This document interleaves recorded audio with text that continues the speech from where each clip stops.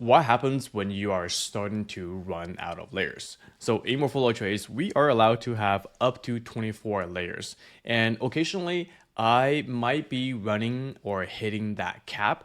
And when this happens, this is when I would start to consider merging or purging some of the layers. So either through deleting or merging one or multiple layers into just one layer. It used to be pretty difficult to do, but now they have a new function called merge layer, and it's located right here called merge down. How this works is you can only merge similar layers or layers that are around the same size to each other. So for example, you can merge a smaller layer to a bigger size paper. And what's going to happen, let's say if I were to create a larger layer like this, and if I moved this trace paper just below my text layer.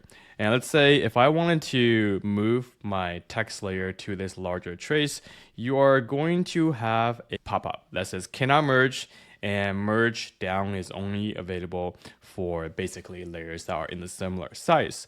So this is what's going to happen. You can only merge layers that are the similar size. So if I wanted to merge this layer into this tree layer, I can do that because if I just single tap on that and single tap on my tree layer, you can see that these two layers, they are created the same size or they're similar enough where if I just merge my text down, now it is going to fall on that tree layer.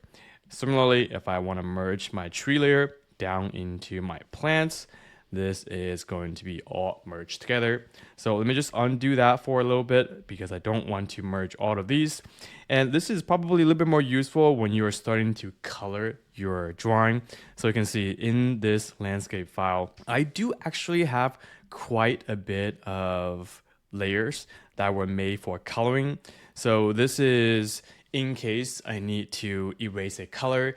I have a little bit more flexibility to update and to edit things. Even though I cannot change the hue, I still have this practice of putting the similar colors on different layers or materials for that sake. And this is just a good practice I think most people should have, unless they're just really comfortable putting all their colors line weight into a single layer, which is not very smart in my opinion and is a little bit more destructive. When you have this flexibility and advantage of working digitally is just to have as many or as few layers as you need in order to work efficiently. So you can see that this file is probably close to about 20 or 24 layers, not quite, but you might encounter that scenario where you are hitting that 24 layers.